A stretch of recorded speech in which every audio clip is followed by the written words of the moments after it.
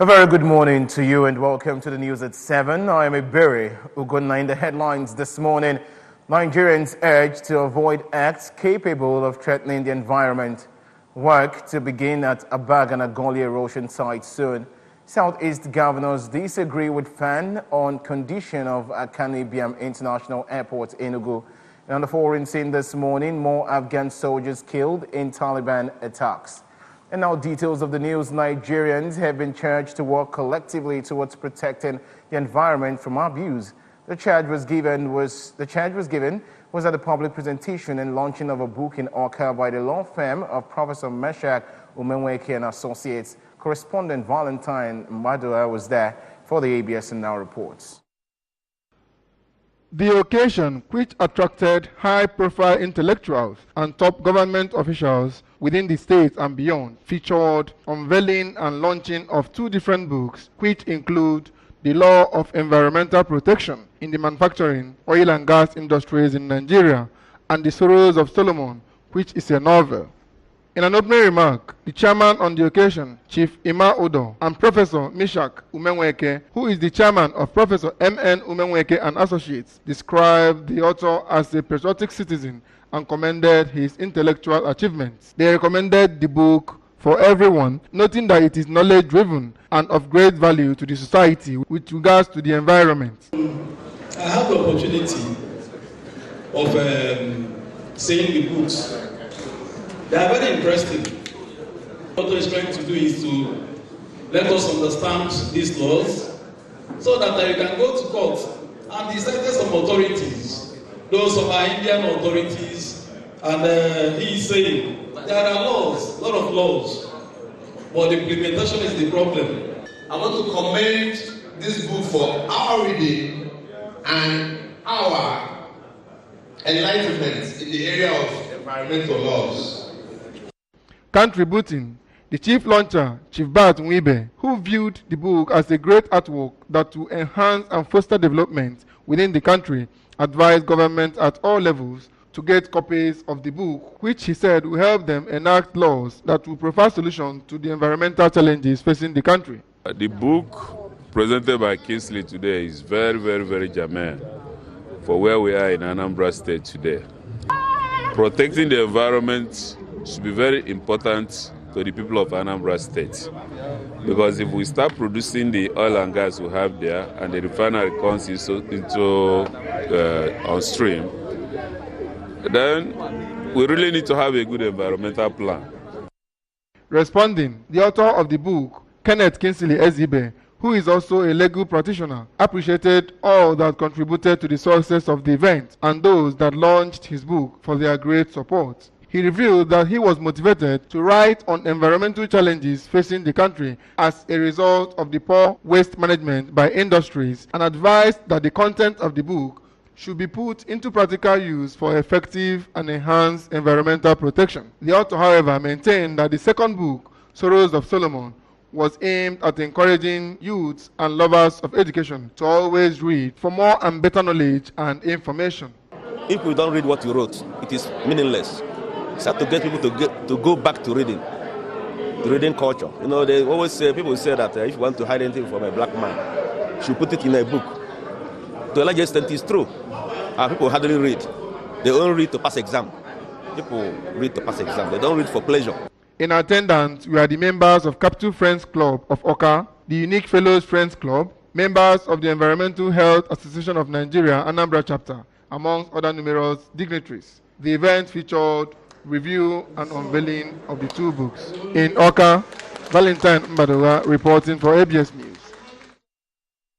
The handover ceremony for the awarded Abagana Gully erosion site has been performed at the palace of the traditional ruler of Abagana, Igwe Mbamalu Okeke. Speaking at the event, the project coordinator for New Map, Mr. Michael Ivensa, disclosed that the contractor was selected based on their proven capacity of delivery, having delivered in different states under the project. He charged the contractors to ensure that the communities were always carried along, while urging the community not to interfere with the contractor's work and assured of strict supervision of the project. Responding, the technical team leader for the contracting firm, Engineer Unyibo, while thanking Newmap for the opportunity to prove themselves in a bargainer, pledged the firm's commitment in ensuring that the project is delivered to standard and in record time. He assured the community of a close working relationship, stating that they are reputed with working well with the communities. In his remarks, Igwe Okeke expressed the community's appreciation to Governor Willie Obiano for coming to their rescue. He disclosed that Igoli has given the community sleepless nights and expressed relief on the engagement of the contractor. He urged the contractor to ensure that the control work is delivered within a record time and assured of the security of lives and equipment of the contractor. The event featured handover of the contract documents to the contractor by the PMU team and some community leaders in the presence of the monarch. And away from that, Governor Willie Obiano has been commended for his passion for promotion of Igbo language and culture. Commissioner for Information and Public Enlightenment, Mr. Sidan Adenoba, gave the commendation while receiving members of the Igbo Wikipedia user group who were in his office on a course visit. The group was on a mission to seek the partnership of Anambra State in their bid to introduce Igbo language to online search tool known as Wikipedia. Mr. Adenoba said the governor knows the value of information and communication technology, ICT, which he noted is why the Anambra State Broadcasting Service, ABS, has been fully upgraded to operate a digitalized studio. The commissioner noted that Anambra was the only state in the country with a Ministry for Digital Entrepreneurship, adding that the state was ready to assist the group to realize their mission. To realize the mission is to demonstrate the importance the government and the people of Anambra State attach to revival of Igbo language and culture. Ms. Tochi Friday, one of the group's representatives in her remarks, said her passion to include Igbo language in the World Wide Web platform arose from a study of some foreign languages, including German, French, and English. After my study of these languages, I said, why not add Igbo too, as a person of Igbo descent who should do it better? We want to describe Igbo language beyond the explanations of the non-Igbos by opening an Igbo Wikipedia and Wikimedia. She added, Mrs. Uzoma Uzurumba, another representative, expressed worry that the online dictionary did not have information about Igbo in spite of the rich cultural relics and sites in Igbo land. She said the group was ready to train state information and tourism officers on how to register Igbo language and Igbo culture in the cyberspace. Moving on, the national chairman of the All Progressives Grand Alliance, Abgachi Victor Oye, says Nigerian workers deserve all that they could get due to their contributions to the development of the country. Speaking in Awka, Chief Oye said the economic reality of the country had made workers the weeping boys of the system. He urged the federal government to not only enhance their pay but improve on their working condition. The ABGA chairman commended the quality of negotiations between government, the NLC, and organized private sector that led to a version of the threatened industrial action. Oye commended the Anambra government for paying salaries on the 25th every month and for being among the first states to offer to pay minimum wage. On his part, Senator Victor Ume, representing Anambra Central at the National Assembly, said he considered the 30,000 naira a meager amount that could not lift any home out of poverty. Ume argued that governors could pay the amount the NLC was asking if they could appropriate the state resources efficiently and be more innovative. Governors of Southeast region have disagreed with statement by the Federal Airports Authority of Nigeria, FAN, that the Akanu Ibiam International Airport Enugu was safe for use. The governors rather insisted that the airport is not safe as there are no runway lights and that the tarmac is bumpy with potholes, while one of the buildings destroyed by storm for over 2 years has become an eyesore. They also noted that the cargo section of Akanu Ibiam International Airport is not functional. The governors had recently raised the alarm that the Enugu International Airport was no longer safe for landing, but FAN, in opposition to the governor's claim, said the airport was safe.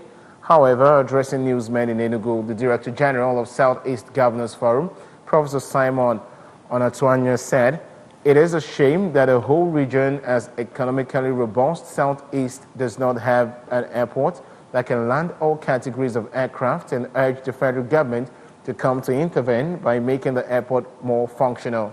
The governors further observed that the Enugu State Governor Ifeanyi Ugwuanyi has taken the challenge of helping to fix the airport.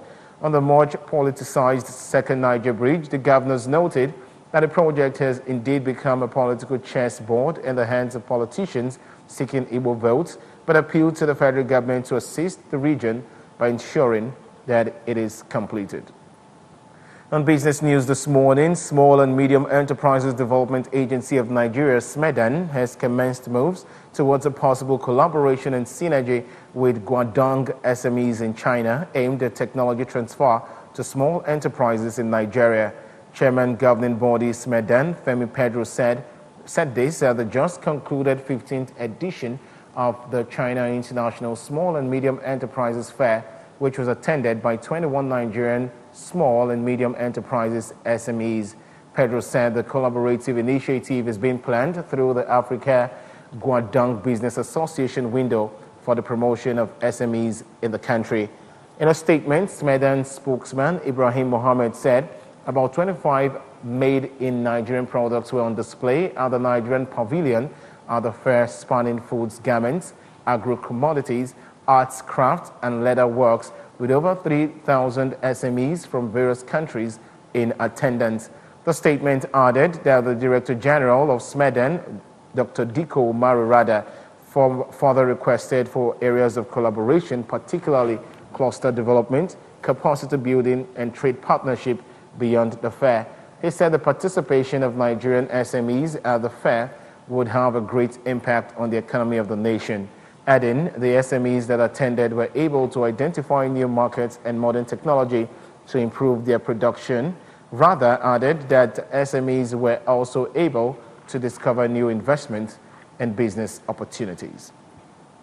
And on entertainment news, American singer Missy Elliott, acclaimed as one of the rap's greatest voices in the world, has been nominated for the 2019 Songwriters Hall of Fame.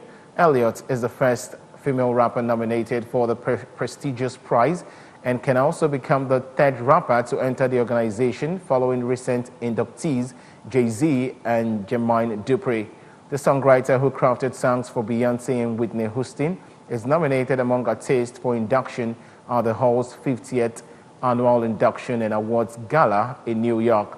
According to the list released by the organizers, others joining Elliott as performing nominees are Mariah Carey, Christy Hind, Vince Gill, Mike Love, Jimmy Cliff, and John Prine, among others.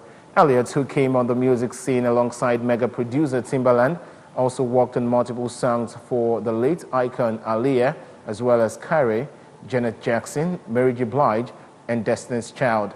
The rapper, often praised for her wild, colorful style and playful lyricism, had been one of pop's music most sought producers and songwriters. Songwriters considered for an entry into the Hall of Fame are often those who have published songs for a period of over 20 years. On the foreign scene this morning, at least 14 Afghan army soldiers were killed in Takhar province in the latest attack by Taliban armed group, which has killed or wounded dozens of security forces this week. 6 soldiers are missing and 16 others wounded in the attack on military base in Haujakar District Provincial Council. Member Mohammed Azam Al-Fazali said in the neighboring Kunduz province, at least 7 army soldiers were killed and several others were wounded. Afzali added, Taliban also attacked and overrun 2 checkpoints in Ghazni Jakhori district, killing several local police forces as fighting continued. Jakhori resident Assad Aman told journalists that army commandos had reached the district by helicopter, forcing the fighters to retreat. Jakhori, a predominantly Hazara Shia-dominated district, is one of the safest in the province, which has come under Taliban attacks following the armed group's assault on neighboring Uruzgan province. Taliban fighters have ramped up attacks on Afghan security forces and government facilities in recent months, leaving troops thinly stretched throughout the country. And on sports news, a boastful South Africa coach, Stuart Bastar, is confident that his lads would get rid of Nigeria when both sides clash on November 17 in the upcoming 2019 African Cup of Nations AFCON qualifier. The under-fire gaffer told newsmen that he is confident that his charges are more than capable of getting a victory against the Super Eagles in Johannesburg. Trailing Nigeria with 8 points from 4 matches, Bafana welcomes the coach, Gennett Roy Tutor's side, to FNB Stadium, while the Seychelles host Libya at the Stade Linet, with the 2 top teams from the group advancing to 2019 AFCON tournament in Cameroon from June 7 to 30th. The Englishman believes that the Bafana players will be highly motivated to play Nigeria, considering the importance of the match. And that's it on ABS Television News at 7. Remember that you can follow news and programs on ABS from any part of the world by logging onto our website, www.absradiotv.com. Like us on Facebook at www.facebook.com/ABS Radio Television. You can also follow us on Twitter and Instagram at ABS Radio TV. And just before we go this morning, a quick reminder of our top stories. Nigerians have been urged to avoid acts capable of threatening the environment. Work is to begin at Abagana Gully erosion site soon. Southeast governors have disagreed with FAN on condition of Akanu Ibiam International Airport, Enugu. And the foreign scene we brought to you that more Afghan soldiers have been killed in Taliban attacks. And that's the size of our package this morning. Many thanks for watching. I'm Ebere Ugunna. Good morning, Anambra. Continue shortly. Please stay with us.